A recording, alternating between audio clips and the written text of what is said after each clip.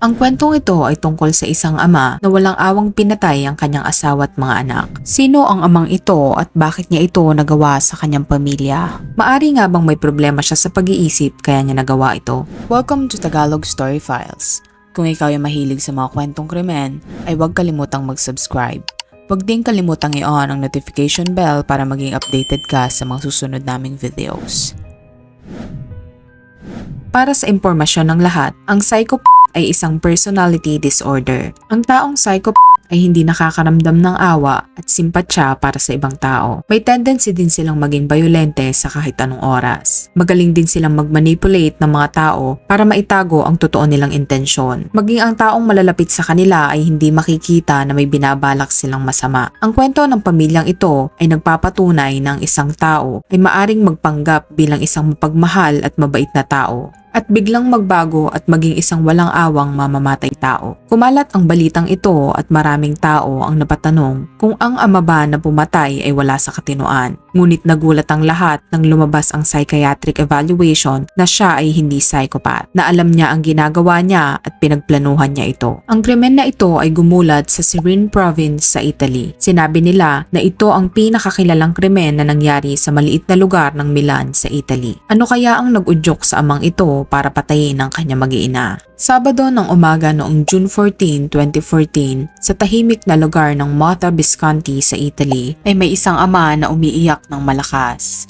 Nang silipin ng mga kapitbahay ay nakita nila si Carlo Lisi, 31 years old, na humihingi ng tulong. Nagmamakaawa siya na tulungan siya at nakikiusap na tumawag ng pulis ang kanyang mga kapitbahay. Nang puntahan siya ng kanyang mga kapitbahay ay ikinuwento niya na ang kanyang pamilya ay pinatay ng mga magnanakaw na pumasok sa kanilang bahay. Ayon sa kanya ay maswerte siyang nakaligtas dahil wala umano siya noong mga panahon na pasukin ng kanilang bahay. Nasa labas umano siya at nanunood ng soccer kasama ang kanyang mga kaibigan. Dagdag pa niya na maayos niya daw iniwan ang kanyang pamilya. Ngunit pagdating niya daw ay gulo-gulo na ang kanilang gamit sa bahay at patay na daw ang kanyang buong pamilya. Ang kanyang asawa ay kinilalang si Cristina Lisi, 38 years old. Kasama umano ni Cristina na namatay ang dalawa pa nilang anak na isang 5 years old na babae at 1.5-year-old na lalaki. Agad-agad namang tumawag ng pulis at medical services sa mga kapitbahay ng pamilya Lisi. Habang hinihintay ang pagdating ng mga otoridad ay kinausap si Carlo ng operator na tignan ng kanyang pamilya kung may pulso pa ang mga ito, at kung may pulso pa daw ay i-CPR na niya. Bigla na lang umanong sinigawan ni Carlo ang operator na kausap niya at sinabing hindi na siya papasok sa loob ng kanilang bahay at hindi niya na rin hahawakan ang mga patay na katawan.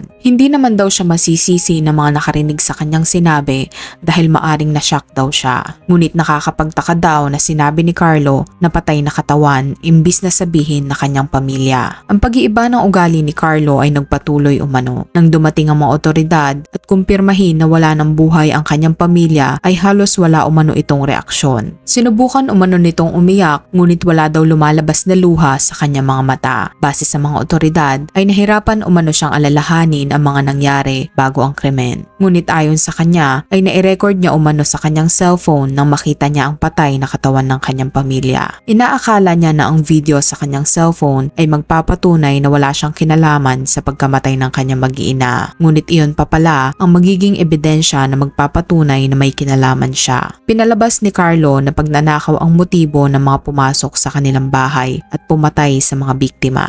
Ngunit makalipas lamang ang ilang oras ng investigasyon ng mga otoridad ay idinismiss nila ang robbery case na sinasabi ni Carlo. Matapos iyon ay nag-focus ang mga pulis sa kung ano ang kinalaman ni Carlo sa krimen at siya ang naging pangunahing suspect. Sa pag-iimbestiga ng mga otoridad sa bahay ng pamilya Lisi ay marami silang nakuhang ebidensya. Kinausap din nila si Carlo at nabanggit nito na may problema daw siya sa kanyang mental health. Maraming nagulat sa krimen na nangyari, lalong-lalo na ang mga kapitbahay ng pamilya Lisi. Ayon sa kanila ay mabuting tao daw si Cristina at mapagmahal sa mga anak niya. Si Cristina Omas Lisi ay pinanganak at lumaki sa maliit na bayan ng Favia sa Italy noong September 17, 1975. Siya ang panganay sa kanilang magkakapatid. Ayon sa mga nakakakilala sa kanya, si Cristina ay lumaking matalino at masipag. Mabait din daw ito kaya naman marami siyang naging kaibigan. Matapos niya makapagtapos ng high school ay nakapasok si Cristina sa isang prestihiyosong universidad sa Milan. Matapos iyon ay umalis na din siya sa poder ng kanyang mga magulang at piniling mabuhay independently. Kahit pinili niya maging independent ay nanatili pa rin siyang malapit sa kanyang pamilya. Tiwala naman ng kanyang mga magulang na kaya niyang mag-isa.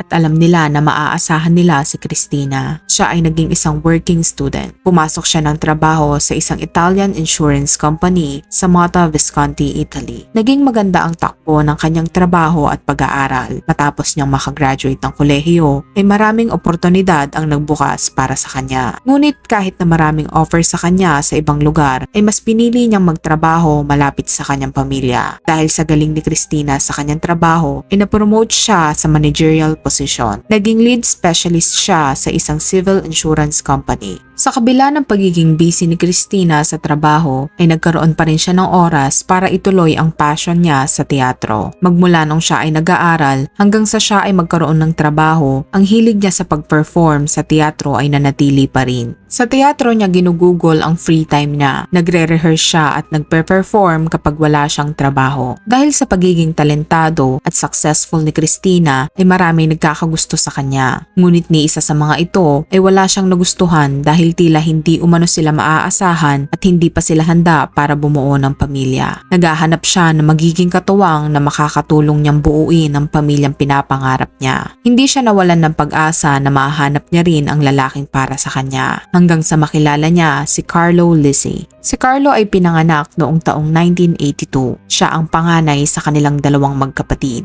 Lumaki si Carlo sa pangangalaga ng kanyang ama. Ang kanyang ama ay konserbatibo at istrikto. Mahigpit daw ito sa kanyang mga anak. Ngunit tila ang paborito daw ng magulang ni Carlo ay ang bunso nitong kapatid dahil naibibigay daw lahat ng gusto nito samantalang siya ay pinaghihigpitan sa lahat ng bagay, lalong-lalo na sa mga grades nito sa eskwelahan. Kaya't simula pagkabata ay nagsikap umano si Carlo para maging proud sa kanya ang kanyang mga magulang. Lagi daw niyang sinusunod ang kanyang mga magulang at naging mahusay din siya sa pag-aaral. Sumali din umano siya sa volleyball team dahil iyon ang gusto ng kanyang ama. Kahit na mahigpit ang kanyang ama ay hindi pa umano sila nagkakaroon ng pagtatalo nito. Lagi umano siyang sumusunod dito dahil natatakot siya na magalit ito. Kaya kahit nararamdaman niya na mas paborito ng magulang niya ang bunso niyang kapatid ay hindi niya na lang ito binigyan ng pansin. Bilang isang teenager, pinangarap din umano ni Carlo na gawin ang lahat ng gusto niya, ngunit dahil sa takot sa kanyang ama ay hindi niya na ito itinutuloy. Ang takot niya sa kanyang ama ay nagkaroon ng malaking epekto sa kanyang buhay. Dahil kasi doon ay wala siyang kaibigan maski isa. Ang tingin umano sa kanya ng mga tao sa kanilang paaralan ay isang nerd at dahil doon kaya madalas daw siyang mabuli. Hindi niya rin daw magawang ipagtanggol ang kanyang sarili dahil wala siyang lakas ng loob. Sa paglipas ng panahon ay nasanay na si Carlo na umiwas na lang sa gulo. Naging mabait na lang umano siya kahit sa mga taong ayaw niya. Malaki ang naging epekto sa pagkatao ni Carlo na lumaki siya na takot sa kanyang ama. Hindi na siya nagkakaroon ng sariling desisyon at emosyon dahil takot siyang magalit sa kanyang ama. Magaling din siyang iwasan ng mga katanungan sa kanya na ayaw niyang sagutin. Bukod doon, ay magaling siyang magpaniwala ng mga tao na totoo ang kanyang mga sinasabi kahit na hindi. Ang mga nakakakilala kay Carlo ay alam na hindi siya marunong makiramay sa problema ng iba. Matapos siyang mag-aral ng high school ay pumasok si Carlo sa isang prestigious university economics faculty na pinili ng kanyang ama. Kahit na ayaw ni Carlo sa economics o kahit na anong related sa number ay wala siyang nagawa kundi sundin ng kanyang ama. Si Carlo ay matipunong binata at mas lalo pang naging maganda ang kanyang pisikal na kaanyuan dahil sa hilig niya sa sports at pag-gym. Kaya naman marami ang nagkakagusto sa kanya. Ngunit dahil doon ay tila tumaas ang tingin niya sa kanyang sarili. Maraming nagiging karelasyon si Carlo, ngunit hindi tumatagal ang mga ito dahil takot siya sa responsibilidad. At ramdam daw ng mga nagiging karelasyon niya na hindi pa siya handa para bumuo ng pamilya. Matapos mag-aral ni Carlo ng kolehiyo, ay sa poder ng mga magulang niya pa rin siya nakatira dahil ayaw umano nitong bumukod. Nakahanap din si Carlo ng magandang trabaho at kumikita ng malaki sa pagtatrabaho niya sa isang IT company sa Milan. Ngunit tila hindi daw kontento si Carlo. Pero dahil sa trabaho niyang iyon ay naging proud daw sa kanya ang ama niya kaya nagtiyaga siya. Ngunit habang tumatagal daw ay hindi na sapat na may maganda siyang trabaho at malaking sweldo para matuwa ang kanyang mga magulang. Pinipilit na din daw siya ng mga ito na magpakasal at magkaanak. At dahil alam ng mga magulang niya na tila hindi siya nagseseryoso sa mga nakakarelasyon niya, kaya naman ang usapang pag-aasawa ni Carlo ay laging nauuwi sa away. At para hindi na magpatuloy pa ang away ay sinasabi na lang niya na mag-aasawa na siya. Sa kanyang paghahanap ng makakarelasyon ay nakilala niya si Christina sa isang musical play sa teatro. Nabighani daw siya sa ganda ni Christina at sa ganda ng boses nito. Ngunit hindi daw agad-agad kinausap ni Carlo si Christina nang una niya itong makita. Makalipas ang ilang linggo ay nagtagpo muli ang kanilang landas. Pinakilala sila sa isa't isa ng kanilang mutual friends. Si Carlo ay 23 noong mga panahon na iyon at si Christina naman ay 30 years old. Hindi naging problema ang agwat nilang 7 taon sa edad dahil nagkamabutihan ang dalawa. Nagustuhan ni Christina si Carlo at gusto niya daw bumuo ng pamilya kasama ito. Ayon kay Christina ay gwapo si Carlo at masipag sa trabaho. Ngunit pansin din ni Christina na si Carlo ay selfish, palaasa at walang pakialam sa iba, pero ipinagsawalang bahala niya na lang iyon dahil maari naman daw iyong mabago. Kaya tila si Christina ang nagdala sa kanilang relasyon at si Carlo ay sumusunod lang sa kanya. Makalipas ang ilang buwan na sila ay magkarelasyon, ipinakilala ni Christina si Carlo sa kanyang mga magulang. Ngunit tila hindi daw nagustuhan ng magulang ni Christina si Carlo dahil batang isip daw ito. Mas gusto daw nila na makahanap si Christina ng matured na partner na maaasahan ni Christina. Ngunit ipinaglaban ni Christina ang pagmamahal niya kay Carlo. Kabaligtaran naman ang naging reaksyon ng pamilya ni Carlo nang ipinakilala niya si Christina sa kanila. Nagustuhan nila si Christina dahil ito ay matured, matalino at kayang alagaan si Carlo. Tuwang-tuwa ang ama ni Carlo sa pagpili niya kay Christina. Makalipas ang 1 taon matapos nilang ipakilala ang isa't isa sa kanilang pamilya ay nagsama na sila sa iisang bubong. Sinimulan na din nilang planuhin ang kanilang pagpapakasal. Lahat ng plano ay si Christina ang nasusunod at sinasang-ayunan lang siya ni Carlo. Masaya si Christina at confident siya na magkakaroon sila ng masayang pamilya. Ngunit akala lang pala ni Christina iyon. Dahil matapos ang kanilang kasal ay ipinakita na ni Carlo ang tunay niyang ugali kay Christina. Bago pa man umano sila ikasal ay muntik na silang maghiwalay dahil sa bachelor party na isinagawa ng mga kaibigan ni Carlo para sa kanya. Sa bachelor party ay nagsaya at uminom si Carlo sa isang kilalang nightclub sa Milan. Habang umiinom umano sila ay may lumapit sa kanilang mga babae mula sa club. Ang isang babae umano ay interesado sa groom-to-be na si Carlo. Inaakit umano ng babae si Carlo at dala na rin ng sulsol ng mga kaibigan ay sumama si Carlo sa babae at pumunta sila sa isang hotel. Kinabukasan, matapos may mangyari kay Carlo at sa babaeng nakilala niya sa nightclub, ay kinausap niya ang babae. Ayon sa kanya, ay gusto niya ang babae at handa siyang iwan ng kanyang fiancé na si Christina para dito. Sa kaparehas na araw din na iyon, ay inamin ni Carlo kay Christina ang lahat. Sinabi niya kay Christina na may nagugustuhan na siyang iba at ayaw na niyang ituloy ang kasal. Kalmadong hinarap ni Christina ang problemang iyon. Inimpake niya ang kanyang mga gamit at pansamantalang umuwi sa kanyang mga magulang habang umahanap ng kanyang titirahan. Hindi naman natuwa ang ama ni Carlo nang malaman ang nangyari. Galit na galit ito kay Carlo at sinabing ayaw niyang makitang muli si Carlo hanggat hindi ito humihingi ng tawad para matuloy ang kasal nila ni Christina. Kaya naman walang nagawa si Carlo kundi sundin ang kanyang ama. Bumili si Carlo ng mga bulaklak at pinuntahan si Christina sa bahay ng magulang nito. Galit ang mga magulang ni Christina kay Carlo, ngunit wala silang magagawa dahil na kay Christina ang desisyon kung patatawarin ba nito ang binata o hindi. Sa kabila ng nangyaring pagluloko ni Carlo ay pinatawad pa rin siya ni Christina at binigyan ng isa pang pagkakataon. Natuloy ang kanilang kasal. Masayang masaya si Christina noong araw na iyon at umaasa siya na magiging maayos na ang lahat. Nakaipon sila ng pera mula sa regalo ng kanilang mga kaanak noong araw ng kanilang kasal at ang pera na iyon ay ginamit nila para bumili ng sariling bahay sa Mota, Visconti. Noong una ay naging maayos ang kanilang buhay. Gawa na rin ng parehas silang may magandang trabaho at kumikita sila ng malaki. Nagagawa din nilang bilhin ang lahat ng gusto nila at mag-travel. Sa ilang taon nilang pagsasama ay nakabuo sila ng supling. Ipinanganak ito ni Christina noong taong 2009 at pinangalanan nila itong Julia. Makalipas ang ilang taon ay nabuntis muli si Christina Christina sa pangalawa nilang anak. Ipinanganak niya ito noong 2013 at pinangalanan nilang Gabriel. Lahat ng mga nakakakilala sa kanila ay inaakala na masaya sila at nagmamahalan ng lubos. Ngunit ginagawa lang pala ni Carlo ang lahat para kay Christina upang hindi sila mag-away. Hindi dahil mahal niya ito, kundi para umano hindi na magkaroon ng argumento. Kung si Christina naman ang tatanungin ay kontento na siya sa pamilyang meron siya. Ang hindi niya alam ay namumuhay si Carlo sa dalawang pagkatao. Kapag si Carlo ay nasa kanilang pamamahay, ay maituturing ito bilang isang mabuting ama dahil ginugugol nito ang kanyang oras kasama ang asawa at mga anak niya. Ngunit kapag ito ay nasa trabaho, nagbabago umano ang pagkatao nito. Marami umano itong nakakarelasyon ng patago. Madalas daw itong makipag-meet sa ibang babae sa mga cafe at shopping mall. Dahil na rin sa maganda niyang physical na kaanyuan, magandang pananamit at mamahaling sasakyan, kaya naman maraming babae ang nahuhumaling sa kanya. Ngunit ang mga nakakarelasyon niya ng patago ay tumatagal lamang ng ilang araw. Na-enjoy umano ni Carlo ang ganoong gawain dahil siya ang nasusunod sa lahat ng bagay at kung kailan niya gustong kitain ang mga babae na ito.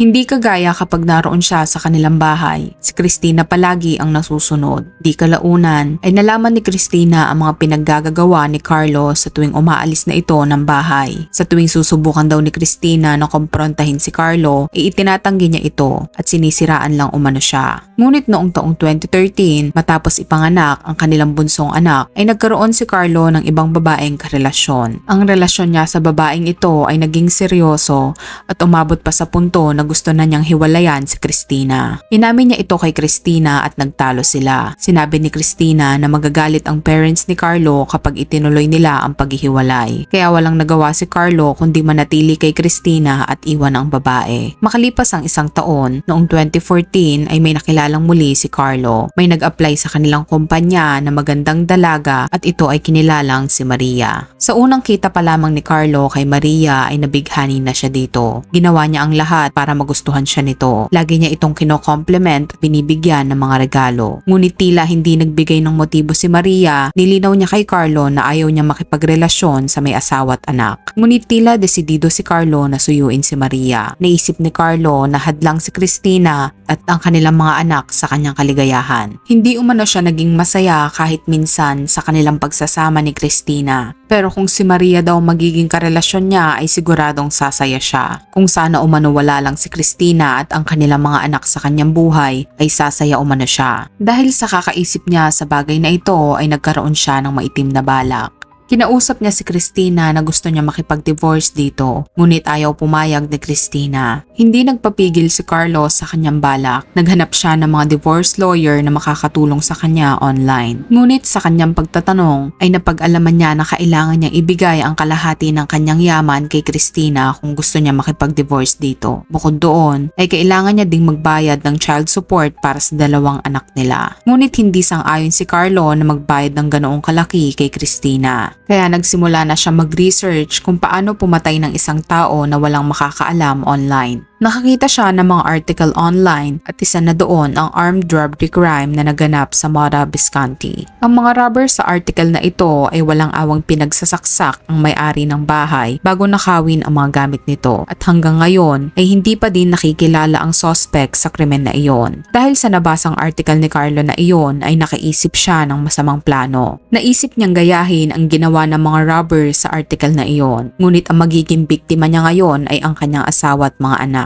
Noong June 14, 2014 ay nag-day off si Carlo sa kanyang trabaho. Inilaan ni Carlo ang kanyang oras para makipag-bonding sa kanyang mga anak. Nagpunta umano sila sa park at dumiretso sila sa mall para mag-shopping. Matapos iyon ay kumain umano sila ng hapunan sa isang sikat na cafe. Sinigurado ni Carlo na maraming makakakita sa kanya kasama ang kanyang pamilya nung araw na iyon at masaya sila. Matapos nilang mamasyal ay umuwi na sila. Dinala nila ang mga bata sa second floor ng kanilang bahay at pinatulog ang mga ito. Nang makatulog na sila ay bumaba ang mag-asawa sa sala at ginawa nila ang gawain ng mag-asawa. Ginawa ni Carlo ang lahat ng iyon para hindi umano magsuspetsa ang kanyang asawa na may balak siyang masama. Inaakala niya na kung sakaling mag-imbestiga ang mga otoridad ay hindi siya pagbibintangan dahil may nangyari pa sa kanilang mag-asawa bago sila namatay. Matapos iyon ay nagpaalam umano si Carlo kay Christina na aalis ito at manunood ng soccer kasama ang mga kaibigan niya. Kaya naman inakala ni Christina Christina na nagbibihis si Carlo at naghahanda para umalis habang siya ay naiwang mag-isa sa sala habang nanonood ng TV. Ngunit ang hindi niya alam ay pumunta pala ng kusina si Carlo para kumuha ng malaking kutsilyo. Dahan-dahang lumapit si Carlo sa likod ni Christina at sinaksak niya ito sa gilid ng leeg. Ngunit hindi napuruhan si Christina kaya naman nakatakbo ito at nakatakas. Hindi agad nakilala ni Christina kung sino ang sumaksak sa kanya. Ngunit nang lingunin niya muli ito ay nakilala niya na asawa niya pala ang sumaksak sa kanya. Gulat na gulat si Christina na makita si Carlo na may hawak na kutsilyo. Sinubukan pang manlaban ni Christina at agawin ng kutsilyo kaya naman dumulas ito sa kamay ni Carlo at nasugat siya. Sa kabila ng panlalaban ni Christina ay hindi niya kinaya ang lakas ni Carlo. Pinagpatuloy ni Carlo ang pagsaksak kay Christina hanggang tuluyan na itong mawalan ng buhay. Namatay si Christina na hindi nalalaman kung bakit nagawa iyon sa kanya ni Carlo. Matapos mapatay ni Carlo si Christina ay umakyat siya sa second floor kung saan natutulog ng mahimbing ang kanyang mga anak. Nang siya ay makarating sa kwarto ay ginilitan niya sa leeg ang kanyang 5 years old na anak na babae at 1 year and 6 months old na anak na lalaki. Base sa mga eksperto na nag-imbestiga ay maaring hindi na naghirap ang mga bata nang sila ay mamatay. Maari umanong hindi na sila nagising dahil mahimbing silang natutulog nang sila ay gilitan. Ang mga kapitbahay naman umano ng pamilya Lizzie na nakarinig ng sigaw ay hindi na tumawag ng mga pulis dahil mabilis din nawala ang sigawan. Matapos mapatay ni Carlo ang kanyang mag-iina ay ginulo niya ang bahay para magmukhang ninakawan sila. Nilinis niya rin ang kutsilyo na ginamit pang patay para walang makitang fingerprints dito. Maging ang sahig na may dugo ay nilinis niya rin. Matapos iyon ay naligo siya sa CR sa kanilang basement na bihirang magamit. Ngunit nang siya ay magbibihis na ay ginamit niyang muli ang underwear na suot-suot niya habang pinapatay ang kanyang mag-iina. Ang underwear na suot niya ay may mga talsik ng dugo na hindi niya agad napansin. Matapos iyon ay nilagyan niya ng bandage ang sugat niya sa kamay at pumunta na siya sa isang sports bar para manood ng football kasama ang kanyang mga kaibigan. Humarap si Carlo sa kanyang mga kaibigan na parang walang nangyari. Bago matapos ang panonood nila Carlo sa isang sports bar ay tinext niya ang cellphone ng kanyang asawa. Nag-a-update umano siya sa score ng pinapanood nilang football game at nag-I love you pa umano ito at sinabing malapit na siyang umuwi. Nakauwi si Carlo sa kanilang bahay bandang 3 AM. Nang makarating na siya sa kanilang bahay ay umarte si Carlo na gulat nang matagpuan niyang wala ng buhay ang kanyang pamilya. Ngunit ayon sa mga otoridad ay maraming ebidensya na nagpapatunay na siya ang salarin. Una ay vinidyohan niya ang pagpasok niya sa bahay at pagkadiskubre sa mga patay na katawan ng kanyang pamilya para gawing alibi bago lumabas at humingi ng tulong. Pangalawa, ay nalimot niya umanong patayin ng kamera kaya nakuhanan ng mga senaryo na taliwas sa kanyang alibay at testimonya. Kaya naman, ang testimonya ni Carlo na pagnanakaw ang motibo ng salarin ay agad ibinasura ng mga otoridad makalipas lang ang ilang oras ng pag-iimbestiga. Ayon sa mga otoridad ay walang bakas ng forced entry sa bahay dahil wala umanong sira ang mga bintana at pintuan kaya't maari daw na may access sa bahay ang gumawa nito.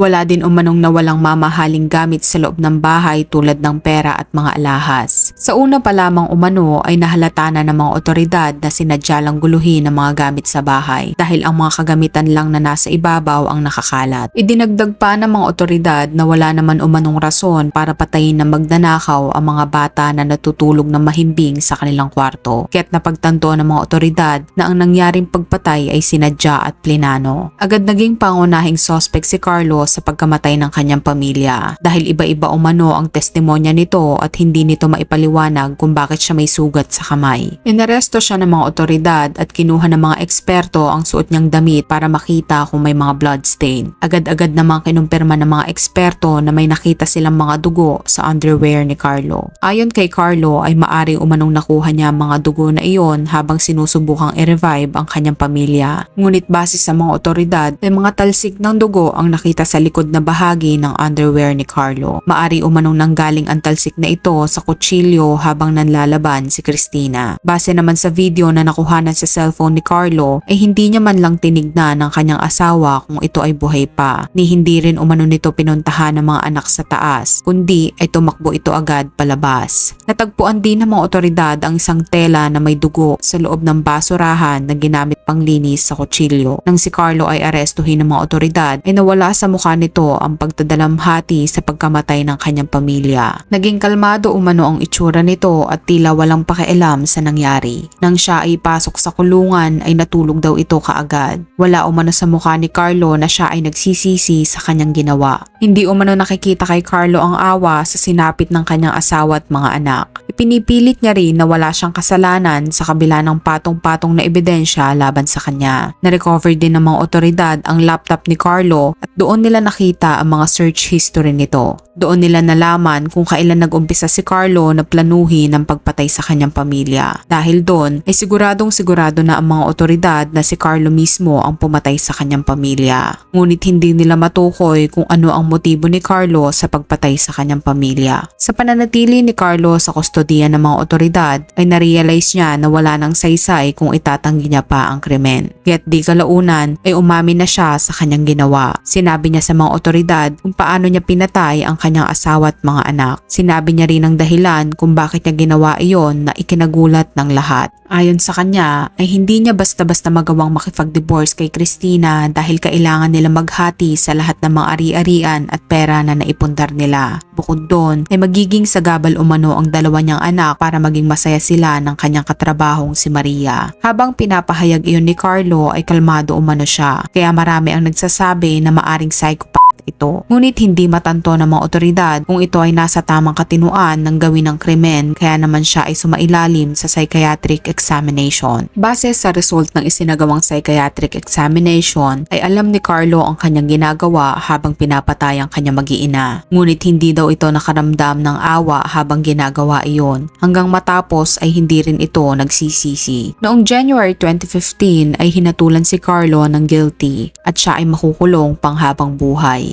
Sinubukan din niya mag-file ng appeal ngunit inurong niya rin ito. Ayon sa kanya ay useless na kung mag-a-appeal pa siya. Dahil sa nangyaring krimen ay inatake sa puso ang ama ni Carlo at binawian ng buhay. Hindi umano matanggap ng ama ni Carlo na nagpalaki siya ng isang mamamatay tao kaya't labis na sumama ang loob nito. Ang pangyayaring ito ay labis na naging mabigat para sa pamilya ni Cristina at Carlo. Labis ang kanilang pagdadalamhati, lalong-lalo na para sa dalawang bata na wala pang kamuwang-muwang na nadamay sa krimen. Kung ikaw ang tatanungin, sa tingin mo, si Carlo ba ay isang psychopath o nagawa niya lang ito para sa kanyang sariling kaligayahan? Comment down below.